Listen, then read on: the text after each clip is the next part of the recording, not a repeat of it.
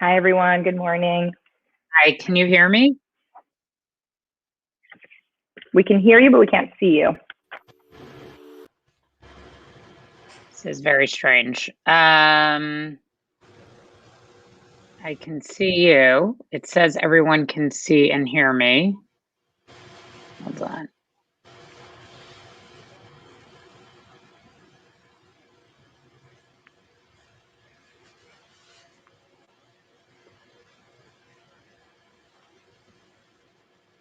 Okay, we'll get started shortly just as we finish figuring this little.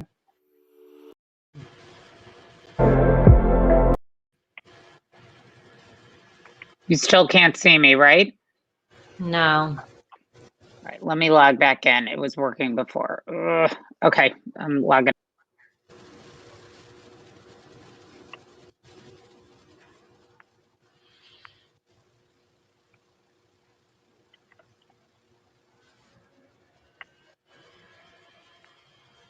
Okay, we'll get started, everyone, in just a minute. We're very excited for this important and fascinating conversation on speaking to your kids about holy and healthy intimacy, sexuality, consent, and all the topics you've been waiting to hear about. Ah, Great. okay.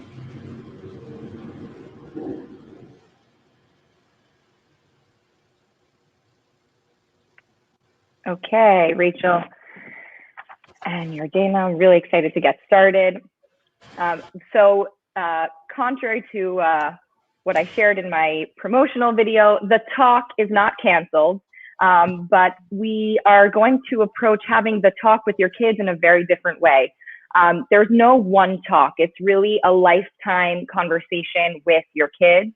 And we're going to meet them and give you tools to meet them at every stage that they're at. Something that, you might be surprised to hear is that speaking about consent and bodies begins at infancy. So we're going to dive right into that. But before we do, I want to share a piece of Torah from the Gemara in Masechet Brachot, Tractate Brachot, 62a. A very, maybe you've heard the story, maybe not. It's a very shocking story. And I think it helps us frame this conversation about why it's so important to speak to our children at all of their ages and life stages about sexuality and intimacy in their bodies. So the story goes as follows. Rav Kahana al gana tutei purei de Rav. Rav Kahana hid under Rav's bed. Okay, so already the story starts out in a very curious way. Sham'ei desach v'sachak v'asat rachav. And he heard him laughing and chatting and fulfilling his needs, which in the Talmudic verbiage basically means engaging in foreplay and in intercourse. Amar le, dame puma de abba kedilo sarif tavshila. Rav Kahana from underneath the bed calls out in this moment of intimacy between Rav and his wife, meaning Rav Kahana, the student, is under his teacher's bed while his teacher, is engaged in foreplay and intercourse with his wife. And he calls out, wow, you're acting as if you've never tasted food before, meaning he's so surprised that Rav is so excited and, basically, very involved in this act of intimacy and intercourse. Obviously, the story is, jarring. And what's the response of Rav? Amar le Kahana hacha'at. Kahana, is that you? Hook, they love arach, get out of here. This is so inappropriate. Obviously, you can imagine, as a teacher, I can imagine what a horrifying moment this is. Probably incredibly disturbing, confusing. He says, Rav Kahana, get out of here. And what's Rav Kahana's response? Amar le Torahi velilmod ani tzarich. This is Torah, and I must learn it. So at first glance, it seems like the student is the one in the wrong. Like, what was the student thinking? Why is the student hiding under his teacher's bed? What's going on here? This is ridiculous. Like, you would expel this student from a school, probably. You can imagine sort of the reaction that we would have to a student who does this. But there's actually a lot of layers to the story and a lot of nuance. But the one I want to focus on is that actually, I think what the Gemara is saying is that the teacher, Rav, has failed in this sense. He failed to teach his student appropriately, and therefore his student, the next generation, sought out this information in an inappropriate way. And Rav Kahana is saying, this is Torah. This is part of my life, right? If we view Torah as all-encompassing in our life, he's saying this is essential to my life. And he's also saying, isn't there something holy and kadosh about this? Like, don't I need to know this because I am a student of Torah? So kind of also adding that element, that there is an element of holiness and connection to the divine when we think about our bodies and our sexuality. And he understands that message, but he has no tools to learn about it. And Rav says, well, this is not the way we teach these things. And he's right. Boundaries are really important. Privacy is important. Safety is important. But in that moment, Rav, in a sense, is admitting, or sort of subconsciously admitting, that he didn't succeed in teaching him in the right way. He realizes, like, oh my gosh, get out of here. How did we get to this place? And I think the Gemara is being critical here about educators and about, one generation teaching the next generation. And the ending of the story with that line, Torahi v'limod ani tzarich, is actually validating Rav Kahana's need to understand this. It's not saying like, and then Rav Kahana was expelled and never was allowed in the Beit Midrash of Rav again. Actually, no, the story ends by saying, Torahi v'limod ani tzarich. This is Torah and I must learn it. And that is the approach we really need to take, that if we fail to teach the next generation about sexuality with openness, with guidance, with tools, in an appropriate way, they're going to seek it out in whether it's inappropriate or whether it's just simply not factual, or they're missing pieces. So when we value openness and communication, and at the same time, have an eye towards the Torah values of privacy, of intimacy, of sexuality and intimacy being something holy and kadosh, we can really succeed in teaching the next generation. And in that, sometimes in that process, teaching ourselves, which is something that we'll touch on as well. I feel really passionately about this work, and I'll just speak briefly before I invite Rachel Tuckman, licensed mental health counselor, and Dr. Yardena Osband, pediatrician and public speaker, to talk about the different life stages, what tools we give, and how. But before that, actually, how they came to this work. I can say for myself, I actually went to an Orthodox community day school in North Miami Beach, where they actually did a good job, I felt, of teaching us at different stages about sexuality, about our bodies. And I actually grew up in a home where it was spoke about very openly and factually. My mother is a medical professional, and that was always, no questions were barred. We understood all the information from a medical perspective. And when I went to my year in Israel and then college, I was shocked at how many brilliant young women I met that lacked so much basic information about their bodies, and they suffered because of it, and they struggled because of it. And I think that we have an obligation as, adults, as parents. I myself, I'm an educator. I teach it, besides for being a US at Halacha in Los Angeles, I teach at Eula Girls High School, and I've helped develop and sort of grow their sexual education and Jewish perspectives on sexuality curriculum in the school. And the students are, they're so grateful, and the parents are as well. And so I feel really passionately that this is important work. This is important to talk about, and that's really a partnership between educators and parents. And we're today really focusing on the parent piece here. Yardena, why don't you tell us a little bit about what brought you to be passionate about this work, and just some introductory thoughts, maybe some chizuk to parents who might feel like a little bit hesitant to enter this world of, opening up these conversations. And then Rachel, you will also do the same. Thank you so much, Alana. And I think that's a great Gemara to start with. Actually, I'll just interrupt you and say, if anyone wants to see the different bios, you can scroll down, and if you click, I'm skipping over the bios, but you can click and see the illustrious bios of our speakers today, because it's really amazing, and we're really privileged to be joining together to talk. So sorry, Yardena, I didn't mean to, Dr. Osgood, I didn't mean to interrupt you, but take it away now. Thank you. And you certainly should be calling me Yardena. No, and I appreciate the Gemara that you started with, which I think really drives home the point that this is part of a full education that any Torah teacher should be giving to their student. And obviously, by extension, that would mean what our obligation is in the chinuch for our own children. I'm a pediatrician who's been in practice for over 14 years. I also do a lot of teaching. I co-host a Daf Yomi podcast called Talking Talmud. And why I feel passionate about this is that I think we sort of tend to really disconnect this part of our life as a parent. That many of us were really raised in homes that maybe this was not something that was openly discussed, or maybe our parents didn't necessarily educate us in the best way that they possibly could have. And so I think the challenge for many parents is sort of really recognizing sort of what their background was, what are they bringing to the table, what are their biases, how was their own upbringing, or maybe some of their own personal experiences impacting their ability or their enthusiasm about talking about these things with their children. So my pediatrician work informs this, because a big part of my being a pediatrician is really helping families and parents sort of find their groove with a lot of parenting.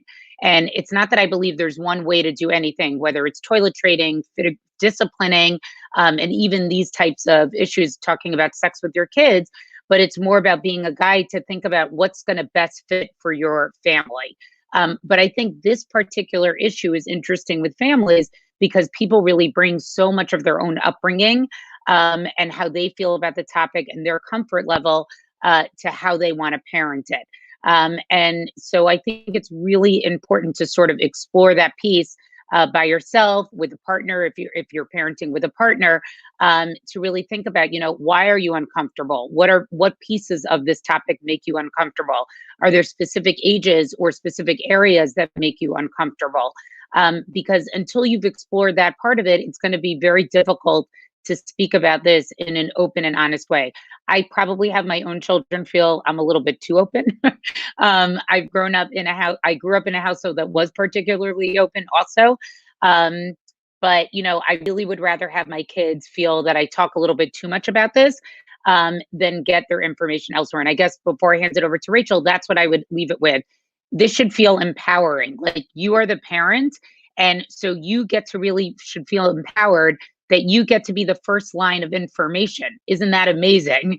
If you choose to be the person who gets to deliver that information first. So we have like a joke in our house. We're a big Moshavat family. We spend every summer there, that before anybody goes into a bunk for the first time, they need to understand what sex is, and exactly all the technicals of how a baby is made, because we wouldn't ever want it that our child learned it from another child, and maybe there were errors in that, or who knows how it was spoken about, maybe with some slang or with some other ways of speaking about it that's not particularly respectful or holy or spiritual. So again, my pep talk to everybody listening is like, empower yourself. You're really in control, and you, if you get, forward and ahead of this and really think about this proactively, you really get to be in charge with like how your children learn this information firsthand, and not sort of allowing, I definitely have parents in my office who come and say like, oh, they'll learn about it in school, they'll learn about it on the bus. But why? There's so many other things we teach our children. Why would you want to leave this up to other people to share with your children? So really to empower ourselves that this is something we should be teaching our children and can do it better than anybody else can, because we know our children best.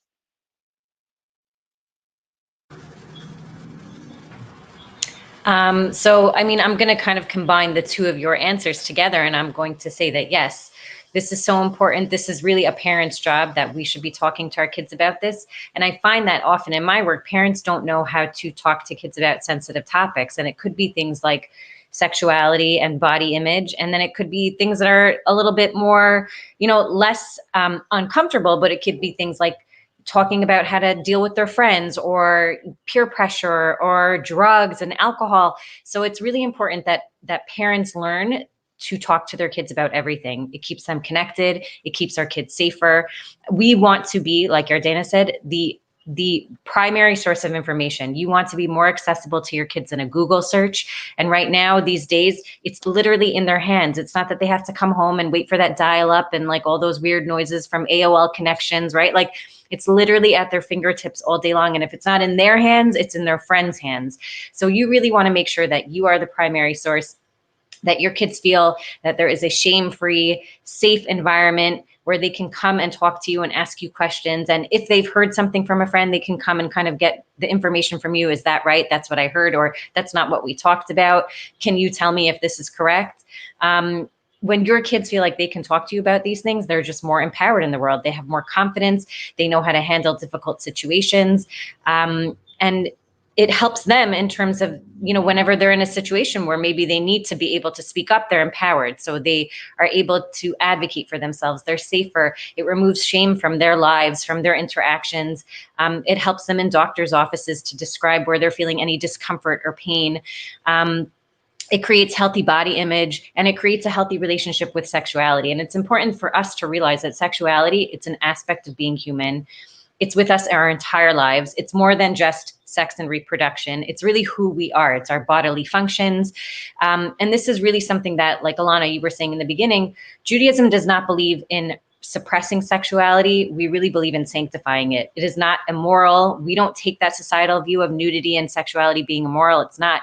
It's something that we feel is very much a part of our lives, and that we have the ability to make it something that is actually wonderful and beautiful, and something that we can honor when we use it properly. And there's a difference between privacy and shame.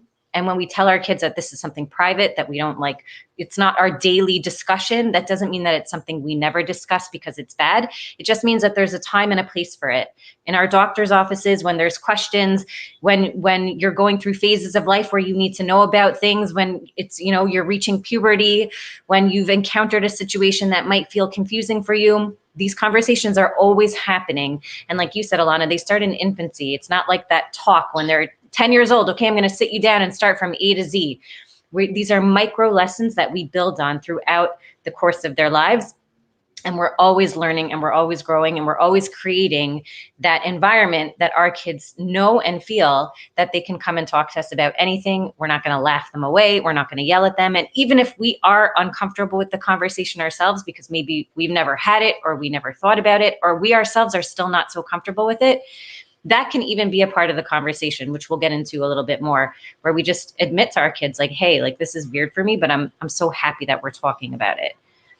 So really connection and building healthy relationships is really at the core of this kind of approach and the importance of this work.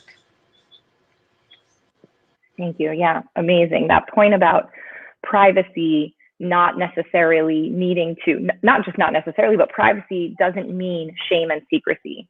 And that privacy means that there is a context and a space for, sexuality and for our bodies. And then, there are spaces where we don't engage in those things or talk about those things, not in a way of shame, but in a way of, like you said, boundaries and privacy. And I think that that's such an important point. And I think it also helps, frame later on when you're talking to teens about, why halacha has restrictions on who you can be intimate with, when you can be intimate. I think once they already have a framework of context from the biological perspective and from the bodily perspective, that they understand the beauty in what context and boundaries are from a halachic perspective. And I'll talk about it a little bit later, but when I teach teens, I really try to help them see that. And that I think really starts, like we said, believe it or not, from birth, from infancy. So we're actually going to talk now about, birth through preschool age. And, as a parent of a toddler and a preschool child, I'm very careful to use correct anatomical terms, and we're going to talk about that right now. And sometimes I've been a little bit teased by my friends, when you say okay, we're going to use the term vulva and not front tushy or your pishy pish. Sometimes, I joked when we were preparing that my friend said, you're not going to be the vulva mom, are you? And I said, well, what does that mean? Could I, that's like saying I'm going to be the elbow mom. That's just the name of the body part. And I think that's, it could be a little bit funny, and people might feel awkward using a term they might not have used before, but we're going to talk about actually right now why that's so important from birth and infancy. So Dr. Ozban, please take it away. Get us started with birth through preschool. How do we talk about bodies and consent and sexuality? What does this mean, birth through preschool? Isn't that so soon? Isn't that so early? So right. So how we talk about these issues and setting the tone for our home really does begin at birth. And it begins exactly like you said, with always using correct body parts. So using words like penis, vagina, not front tushy, back tushy, lots of other names and euphemisms that I've heard before. But I think it's also that even starting, at age 2 and 3, really already talking about the ideas of, the way we sort of talk about it today are using words like consent, but really more about, that these are private parts of your body. And they're not parts of the body we show to other people. You have to give permission for somebody to look. So one thing I'm always very careful about in my office, starting around age 2.5, 3, is when I do get to the genital part of the exam, is I always look at the child straight in their eye and I say, do you give me permission to look in your underwear now? And if a child actually says no or resists it, I very explicitly say to them, I will not check this part of your body, even though it's just checking a part of your body the same way I check your heart or your lungs, until you give me permission. And then once the child grants permission, I then will look over at the parent who's there and say, being very clear to say, I'm also only allowed to do this because your parent is in the room. And even though I'm the doctor, I wouldn't be allowed to do this unless your parent was here with me and both of you gave me permission to do this. So it's, little subtle things like this that I think really set an important tone of really, having children understand that they really should have agency over their own body. And I think it's also, even when we're playful with kids, I have children who range in age from 19 to 5. And so there's always a lot of, wrestling in the house and tushy potching and things like that. But really paying attention to, when a kid says, I don't want to be tickled, I don't want to be touched or something like that, that it's, your job as the parent to really say to the other siblings, or if they're telling that to you as a parent, to really say, okay, I'm not, we're going to back off. This is not something I'm going to do because, you said that that's not something that you enjoy or something that you want right now. I think the other thing that we see with a lot of preschool parents that makes parents very uncomfortable is issues of masturbation. So it's very normal for boys and girls to want to touch their genitals. It does feel good for them sometimes, and sometimes it's a sense of like, their underwear is bothering them, and they don't necessarily sort of have the same sense that we do, that, if you're going to fix your tights, you walk into another room to do it, and they sort of just do it in public. But sometimes it's really about exploring and doing that. And so I think ways to talk about that with children is to emphasize with them that is a totally normal thing to do. But that's something that we do privately. You should do that in your bedroom. You can do that in the bathroom while you're in the bathtub. But it's not something we do. Like, I often find kids like to do that. Like, let's say if you're watching TV together as a family, or they're trying, something like that, just remind them that's not really something we do in front of other people. It's a totally okay activity, but it's something that we have to do privately. So again, I think a lot of this is just letting children using correct body parts, already setting up the idea of agency over one's body, and ideas of permission and consent. And last, what are really normal activities? And that when we see kids do these types of things, again, it's not telling them that it's shameful or it's wrong, but more giving them the tools to say, like, this is something you may want to do, but where is it appropriate and how is it appropriate to do? Yeah, I think that definitely naming the body parts and functions are super important. It keeps them safer. It keeps them informed. And the way that we can start doing that in infancy is like while you're changing their diaper, just like tell them, okay, now I'm wiping your tushy, now I'm wiping your vulva, now I'm wiping your penis, whatever it is. Just like naming it just becomes part of the vocabulary. It becomes very normal. It becomes very safe. Also, I think normalizing body functions is really important. And I know in some houses when kids like fart or burp, it's like, ew, and it's like this huge reaction. And I think people don't realize that those reactions, our kids interpret them as like, oh, that's bad, or that's embarrassing, or that's shameful. And I've actually seen clients who have marriages where they cannot fart in front of their spouse. And like, it's a source of incredible tension and shame. I can't even I have to be nervous and hold in my bodily functions because my spouse is going to find me repulsive, right? That really has an impact on us. So normalizing it. So when your kid, when your little, child is on the toilet and they're farting and they're pooping, you say, wow, amazing. Your body's doing what it's supposed to do. Incredible, right? Just letting them know. Obviously we want manners. So they're not burping at the table with everyone around and they're not lifting themselves up to fart at the table, right? That's rude. So we tell them, of course, we need to be mindful. We don't just let things out in front of people. We say, excuse me, but that we just normalize that this is how healthy bodies work, right? Like a fart is it's a wonderful thing. It's a sign that the body's doing what it's supposed to do. Going to the bathroom, thank God for that, right? Even telling them look, we have a bracha that we say, that you say in school. There's this blessing we say to thank God for our bodily functions. It is a wonderful thing. So even when they're little, and again, not creating shame or embarrassment or mockery around things that their bodies are supposed to be doing is really important.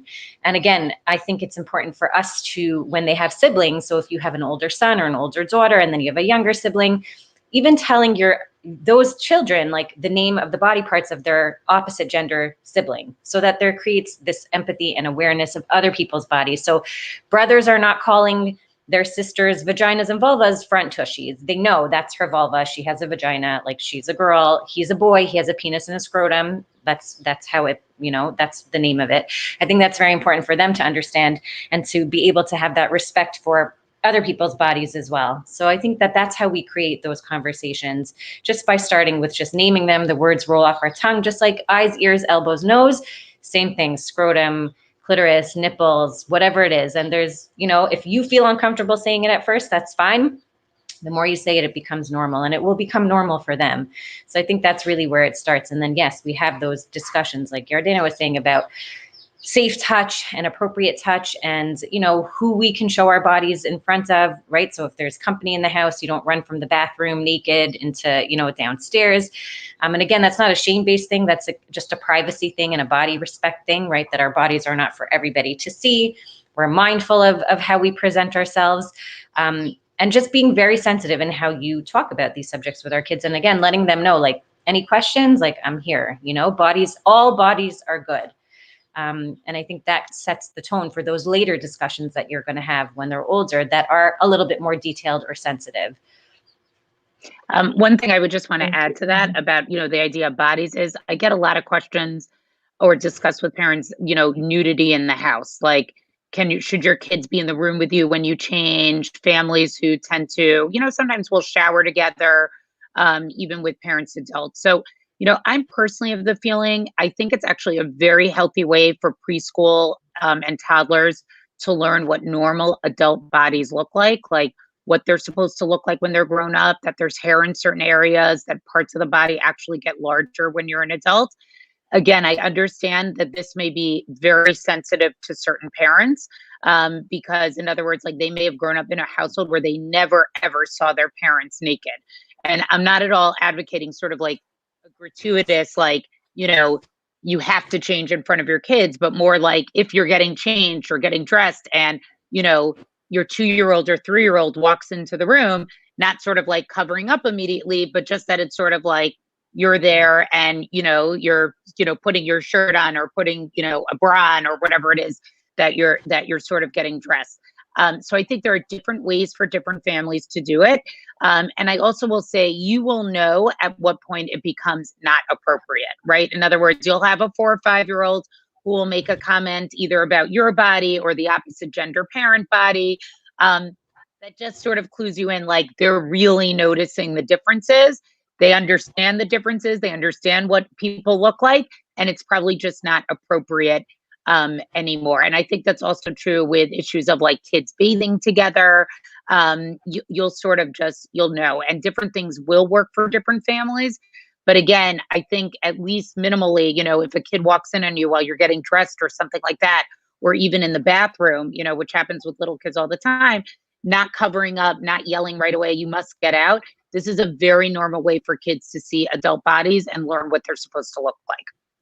Yeah, I just want to add to that and just say that I love that. That's such an important point. And I think sometimes when someone walks in, our reaction is to be like, oh my gosh. So we could just say, oops, I'm getting dressed. I want privacy. And I think that's a wonderful example also for our kids of like requesting privacy. And just to kind of like add to that, to what Yardena was saying, a few more of the signs to look for when kids like shouldn't be seeing you naked anymore is if you get the sense that they're uncomfortable. So if they walk in and you're like, oops, and they're like, oh, like more than oops, like, oh my gosh, I didn't want to see. Then you should know, like, okay, I'm going to say, guys, I'm going to get dressed now. I'm closing the door. Don't come in, so that they have that warning of like, okay, mom's, or I'm taking a shower. So like, just so you know, knock, right? If they request privacy for themselves. So if they suddenly like don't want you, when they go to the bathroom, they're closing the door, or when they get dressed, they say, I'm getting dressed, don't come in. So that kind of means that they're starting to like pay attention to the idea of privacy, which is a wonderful thing for them to have.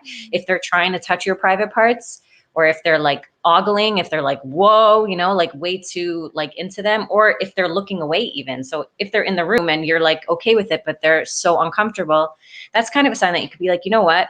Like, you don't have to be in here while I'm getting dressed. You can go out and like, or I'll go in the bathroom or whatever it is. And just respecting that maybe they feel awkward to be like, why are you getting undressed in front of me?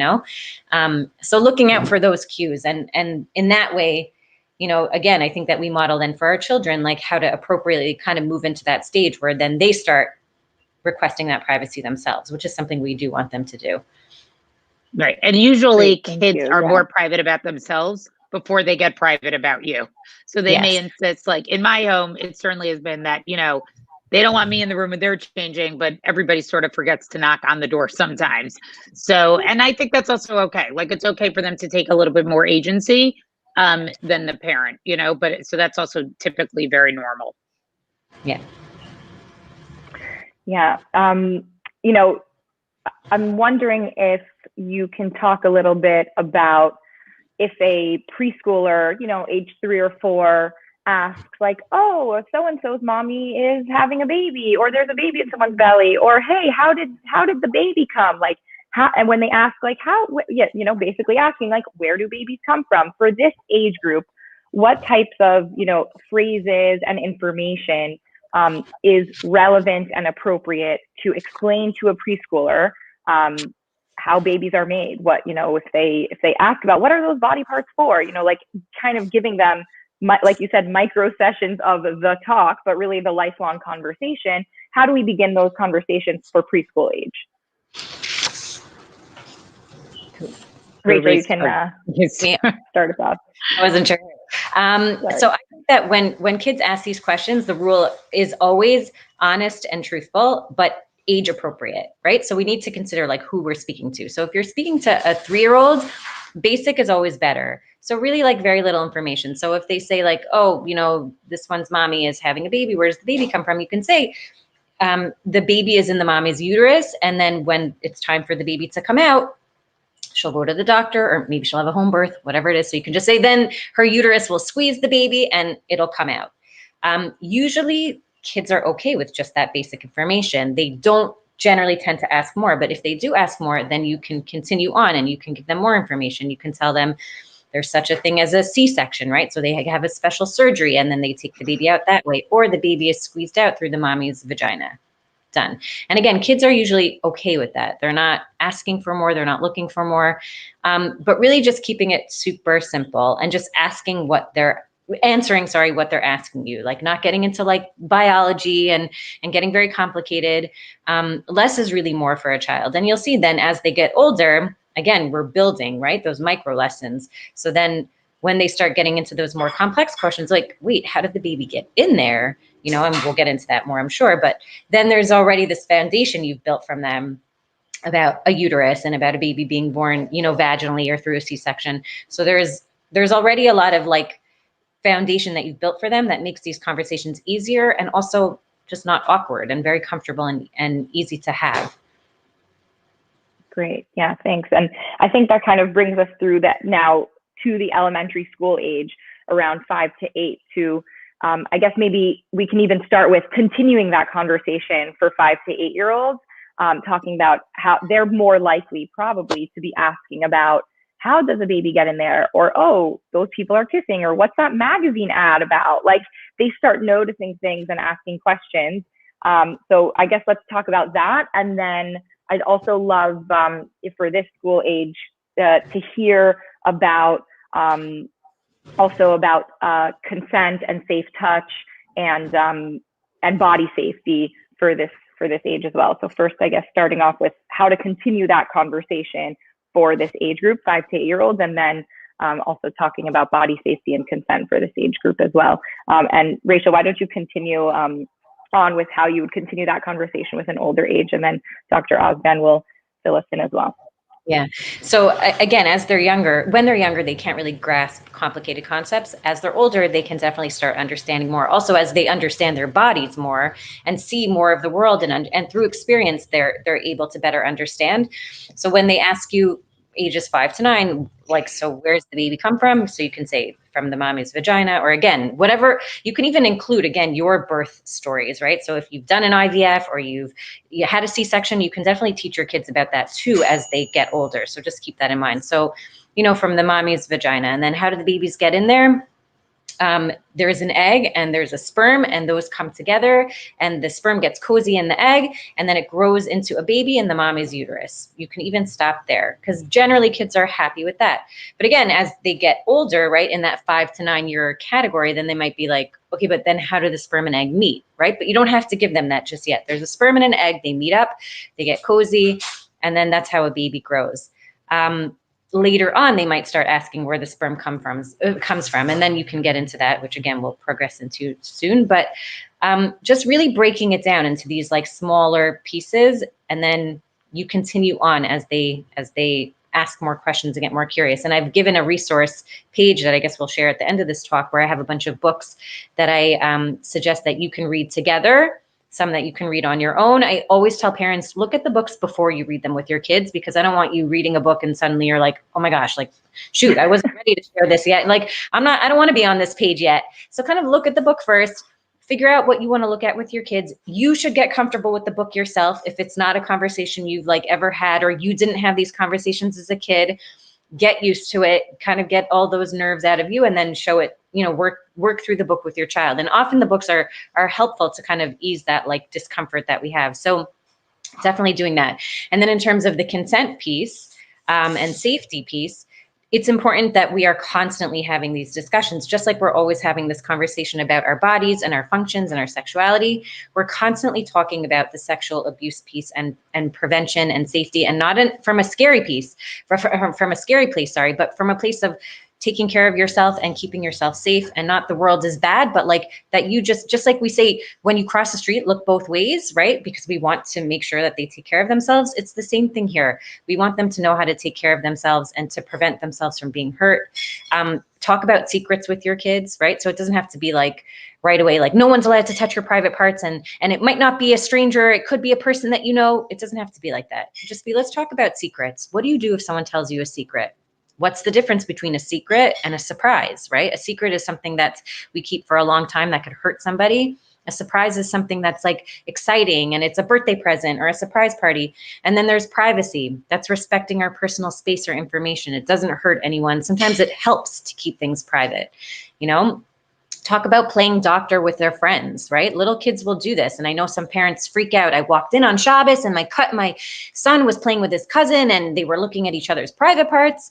Again, it's curiosity. It's not predatory. When they're little, this is a normal, healthy behavior, but we just talk to our kids about that. Our bodies are private. That's not how we play. It's normal to be curious about bodies, but we don't touch each other's bodies. We don't look at each other's private parts.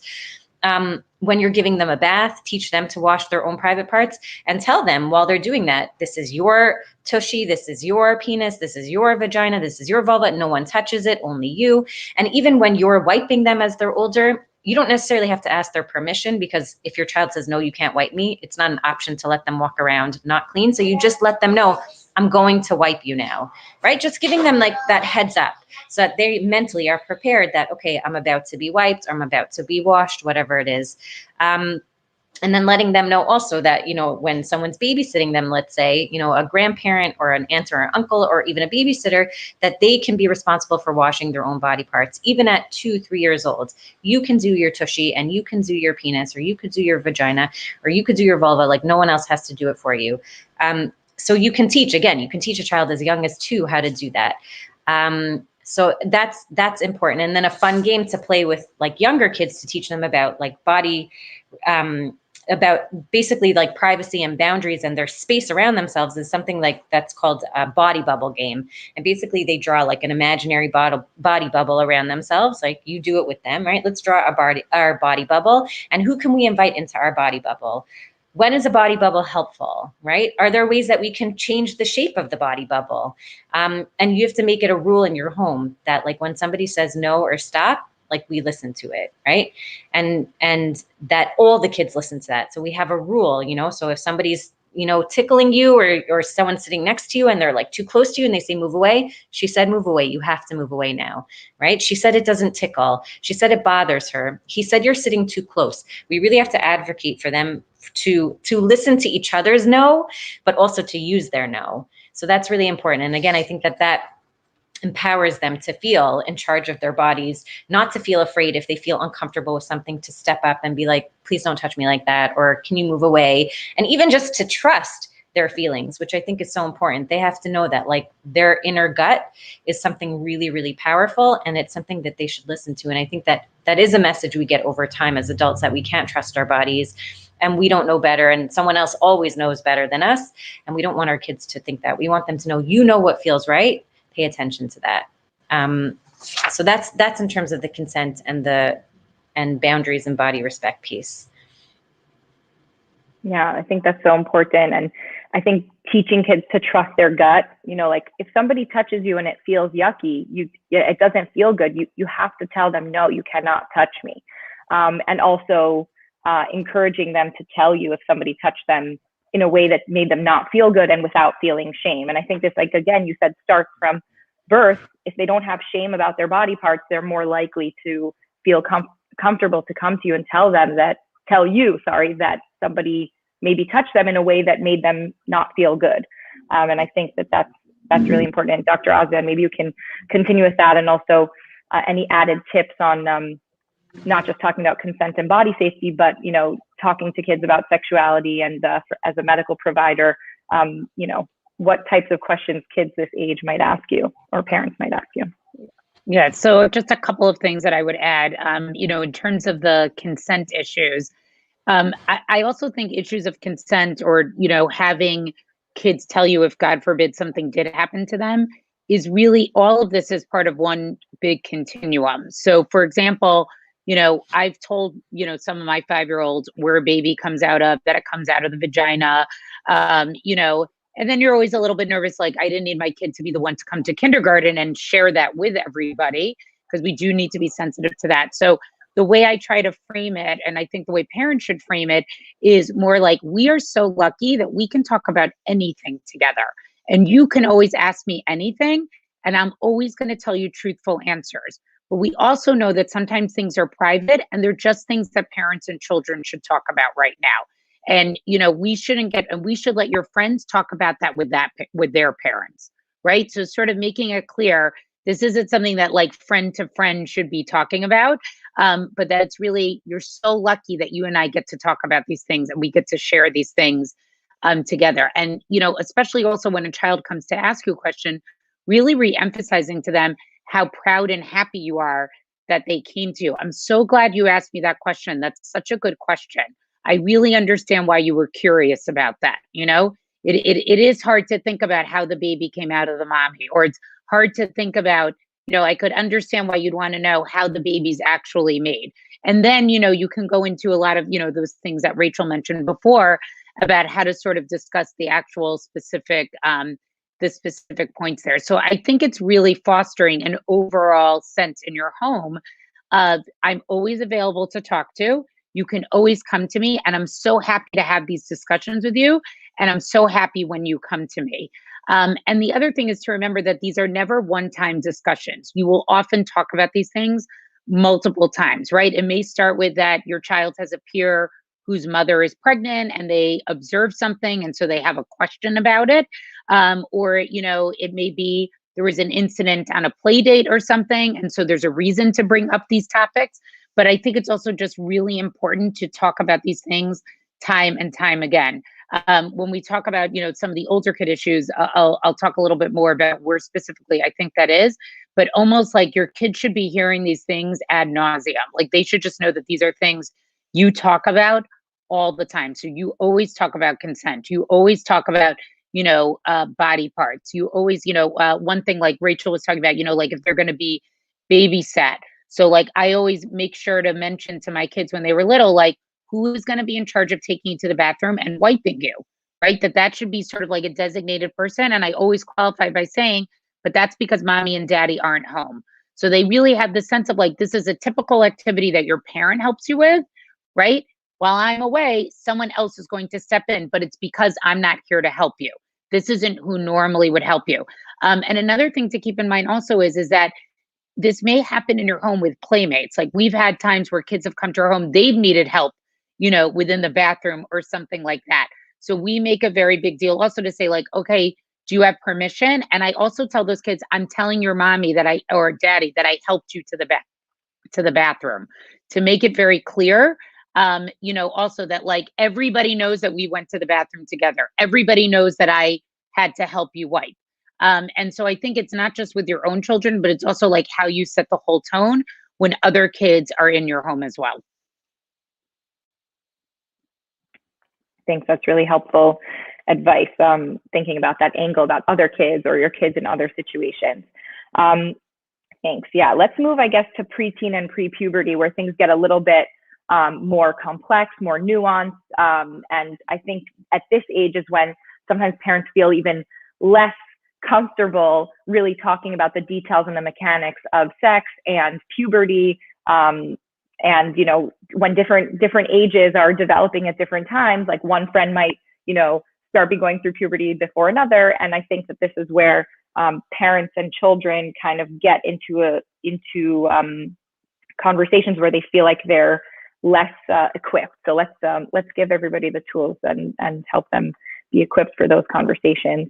Yardena, why don't you start us off? And also, if you can speak a little bit about when we're talking about consent and safety, more also talking about media, pornography, which I think some parents might be shocked is really relevant for this age. Yeah. Age range. So this is a topic I spent a lot of time talking about with parents. And the bad news that I'm going to start off is your kids know a lot more than you realize. So for those of you who are listening who have TV in your home, who have access to streaming, whose kids do have phones, and we could spend a whole hour just talking about access and social media.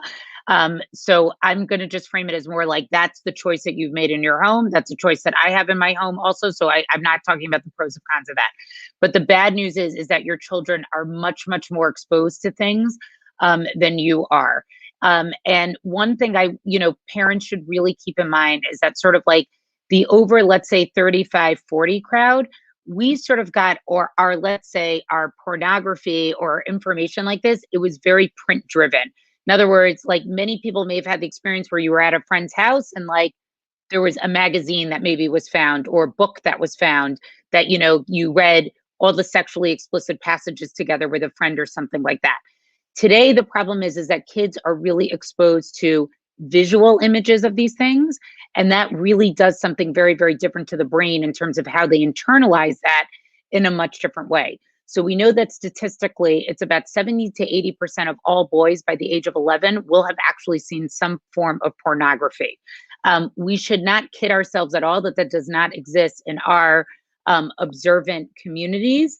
So for example, like anytime my kids starting at about age 9 go on a sleepover or spend a significant period of time not with me, that is something that I proactively talk about, where I say to them, there may be a kid there with a phone who may want to show you a video or a TV show or a clip of something that might have naked bodies or people doing something that is something might make you uncomfortable watching. It's really important that you tell me about that if that's something that happens. So I really make sure, because I can't control what other kids do. Once it happens, I may say like, this is not going to be an appropriate play date or an appropriate setting for my kid, but it's more that you want your kid to tell you. So at least if that happens. And another way to think about it also is, I always think about the first time, I will totally confess this to everyone, that my brother and I snuck a rated R movie together. My parents went out, there was something on cable, it was a Tom Hanks silly movie, Bachelor Party. Some of you may have seen it. It's as dumb as it sounds, but the point was we had to watch it together, right? There was like a family TV. There was no way that one of us could have watched that without anybody else. The problem now with all the devices that kids have, computers, much earlier, they have phones. Kids are watching a lot of these things by themselves. And the last issue is that there really is not rating systems the way that they were. I am time and time again shocked by what I see on, let's say, Hulu or Netflix. Like, I think I'm just turning on, I'm one of these people who, like, if I'm cleaning up a room or something, I like a little background noise. So this year there was some silly holiday movie I was watching on Netflix called Holiday, which I thought was just going to be like a very dumb rom-com. It was so sexually explicit and it was advertised as a rom-com.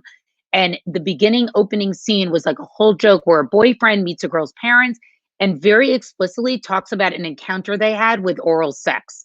And I could just imagine, you have like a 13-year-old who's on a play date and, they just like turn this on like on a sleepover and they have no idea because it's really advertised for kids. There's not the same rating system that there used to be that I think many of us had, where you really understood this was PG, this was PG-13. And so kids are really just exposed to a lot more. So I don't know that the expectation can totally be that your kid is not going to see it. It's really more about pre-warning your kids ahead of time. This may be a situation that you find yourself in. And so what I'm asking of you is that if that does happen, I really would want you to come to me and talk to me about it. You can always come talk to me. You may see something that made you uncomfortable. Also to make it really clear that some of those media images that they see, that's not really what real sex, what it actually looks like.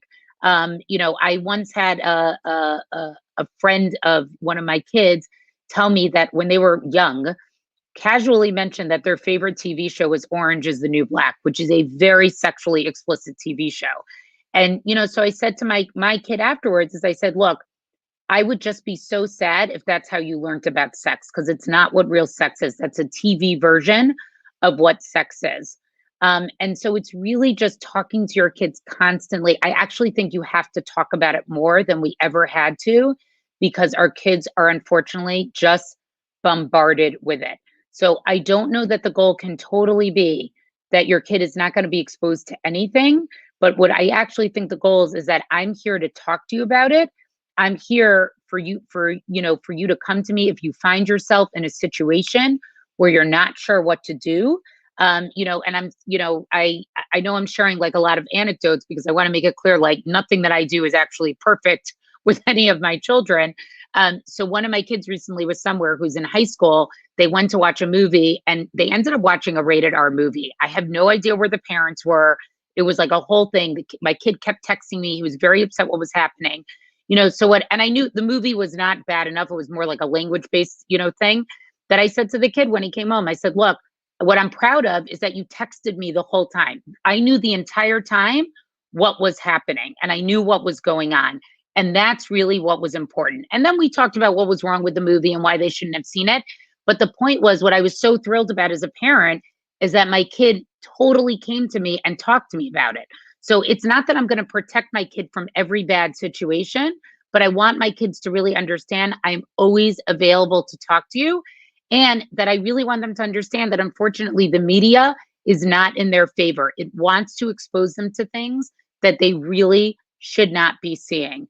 And it's not just even within a Jewish context. It's just these are not things that 11, 12, and 13-year-olds should be seeing. And so I think that, again, I could spend a whole hour just talking about media, but I think the media challenges of so much being visual now really makes this piece of talking to our kids about sexuality even more important. And actually, it's like urgent. And this is really what a public health issue, because once kids are sensitized to this type of pornography, first of all, much of it is very violent. So they don't really understand what normal sexual encounters are supposed to look like. And then we also know that as they get to be adults, if they become aroused from this type of pornography, they actually have issues with arousal, and with sexual satisfaction later on, because what they're learning to be aroused by is not anything that actually really takes place in typical bedrooms. And, I know from a few friends of mine who are therapists, and Rachel, then I'll hand it off to you, that then you have young couples coming in where, one part of the couple, and I would never say that it's just men because I don't want to ever play it that way, has an expectation of, let's say, a certain act or a certain something happening in the bedroom because it's something that they saw, time and time again, and don't necessarily have a distinction between something that is a fantasy versus something that in reality should actually happen. So this is just something you almost have to talk about with your kids, I would almost say on a monthly basis. Yeah.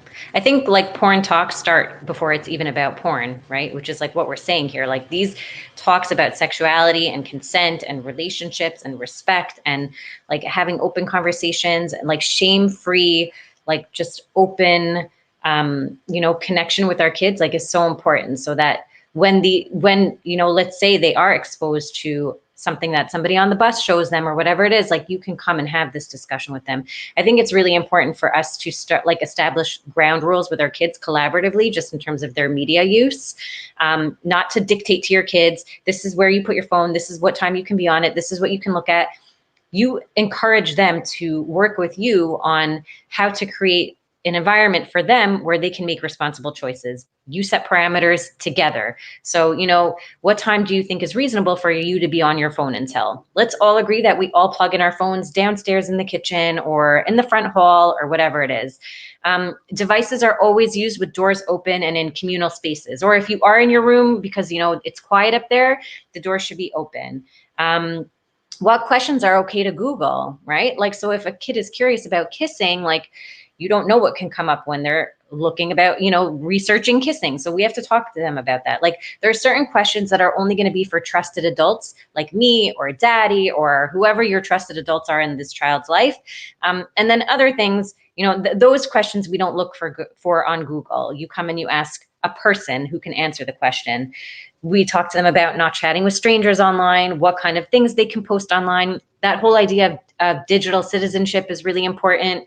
Privacy settings, what to do if they see a picture of someone, like an inappropriate picture, or if somebody speaks to them in a way that's inappropriate or uncomfortable, always creating, again, that, like you said, Yardana, that relationship where they feel like they can come and tell us and we would never be angry or blame them or shame them.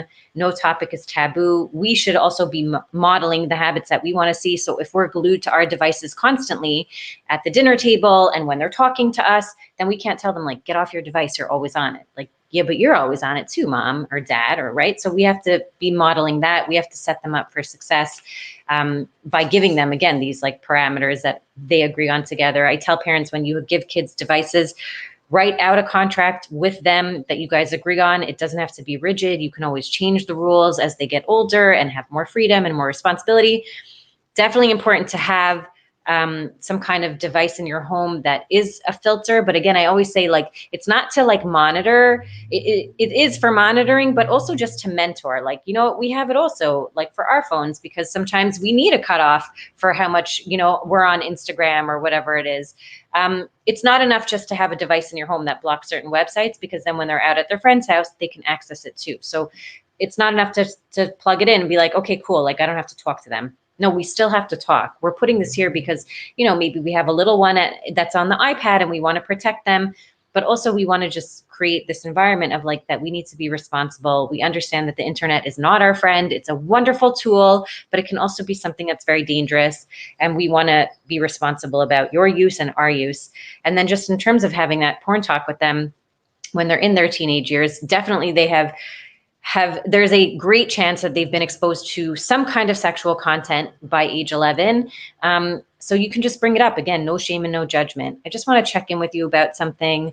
It might feel embarrassing for us to talk about. It's totally normal, but like, have you ever heard of pornography, porn? Right? And they might be like, they might say no, even though they have. Maybe they're embarrassed. Maybe they'll tell you yes. You could say, what do you know about it already? Just pause and listen. Affirm them, no judgment. Again, not freaking out. Like, I was asking the question because I thought you would say no, and now you said yes, and now I'm freaking out, right? No, it's okay. Okay, you saw it. Where did you see it? Like, how are you feeling? Let's talk about it. Tell them it's out there. It's easy to access, and I want to make sure that you have the facts before anything happens, because I want you to know, like Yardena was saying, it shows sex in unrealistic ways. You know, it shows bodies that don't look like real bodies, right? Like, that's not how it works. The way that they film these videos is not always respectful. Most of the time, it's not respectful. The porn that they can access is free, so it's certainly not considered ethical porn, right? So it's not respectful to the people involved. It's usually abusive and violent and disturbing. And yes, like Yardena was saying, I've had clients who have come to me who have spouses, it could be male or female, who want to engage in forms of sexual activity that feel violating and scary and weird and uncomfortable. And that's because their partner has been watching porn and is like, oh, well, I want to try that. But there's not that consent from the other partner, and they feel pressured and they don't know how to say no, or they feel like, well, I'm scared that she's going to cheat on me or he's going to cheat on me. And then there is all sorts of dysfunction in the marriage. So we really want to teach our kids that this is not where we learn about sexuality. It's not where we learn about relationships. It is something that people like to watch together. Maybe married couples do this, but we want them to know that that's not reality, and that's not something for them to be getting their sex education from. And certainly as children, it's not something we want them to see, because they just can't understand what's in front of them. And because a lot of it is violent and disturbing, we definitely want to protect them and teach them what to do. So also, you know, a rule is like, sometimes it'll pop up on a screen, or they type in the wrong thing, or maybe they were curious and then they changed their mind. You can say, you can always just close your computer, like if it's laptop, close it. If it's your phone, turn it over.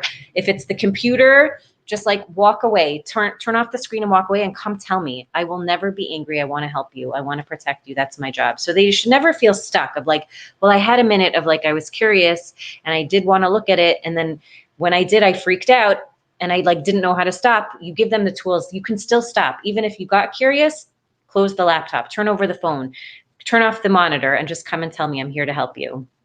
And again, being consistent with that, meaning that you're going to react in the way that you say you will, and not scream or shame them. Right. Yeah, it's so important. You're right. We could have a whole hour discussion on just this topic.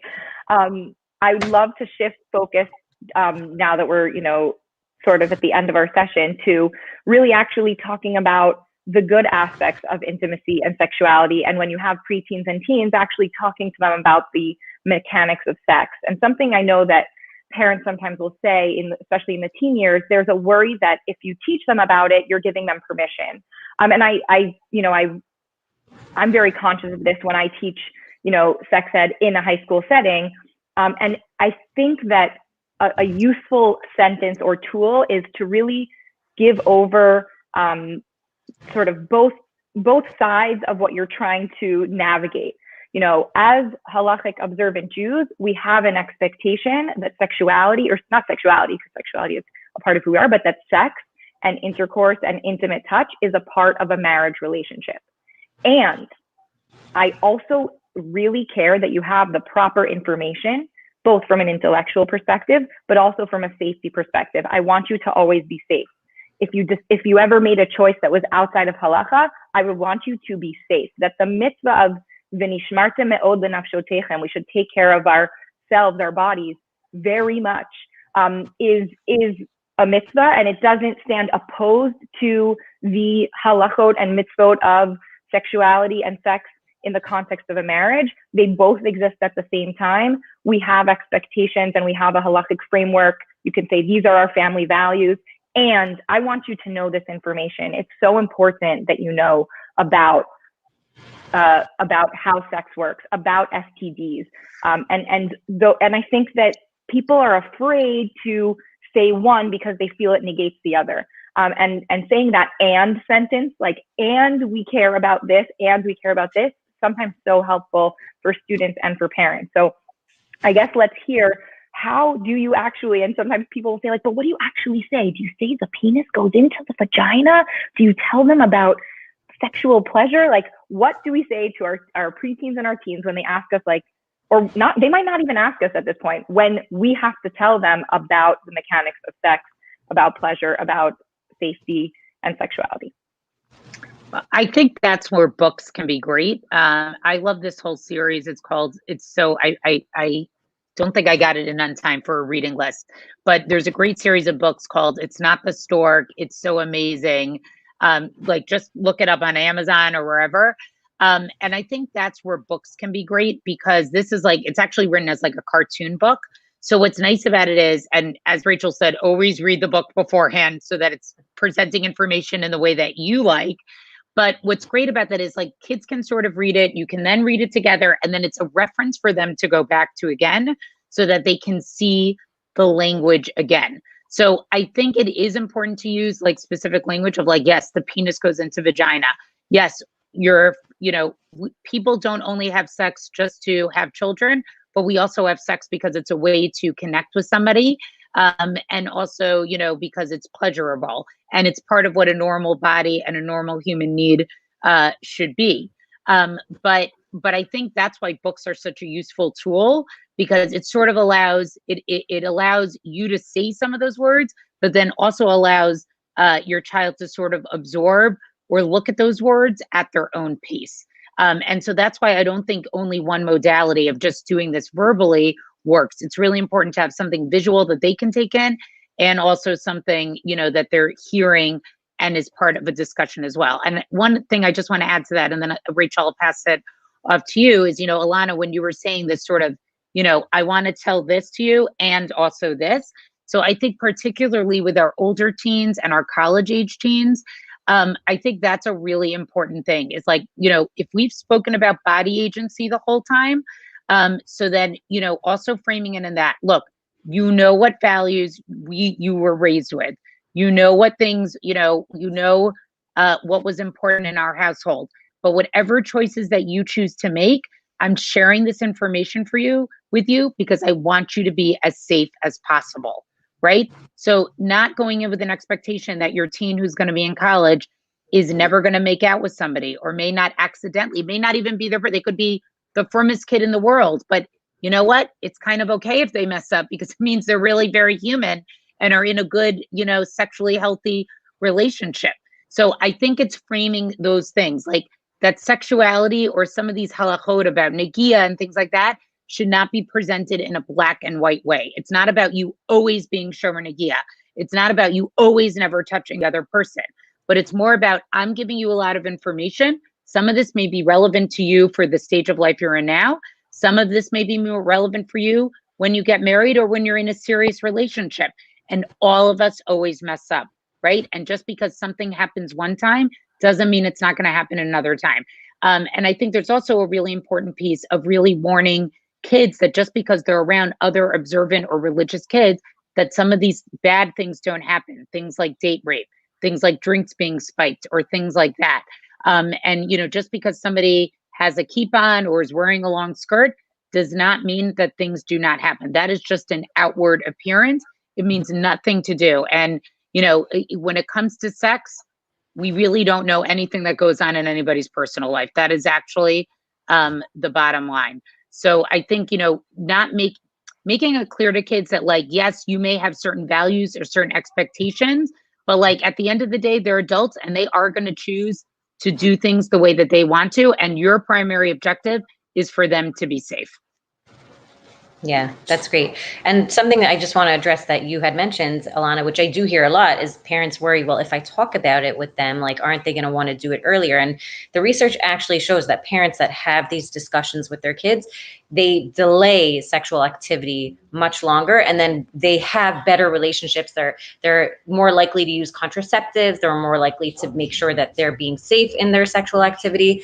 We know just in terms of just behavior in general, they're like less likely to have, teenage pregnancies, and they're more likely to finish high school. So there's all kinds of benefits to having these discussions. So it doesn't cause children to engage in sexual behavior earlier. If anything, it delays it because they have that information and there's not that curiosity.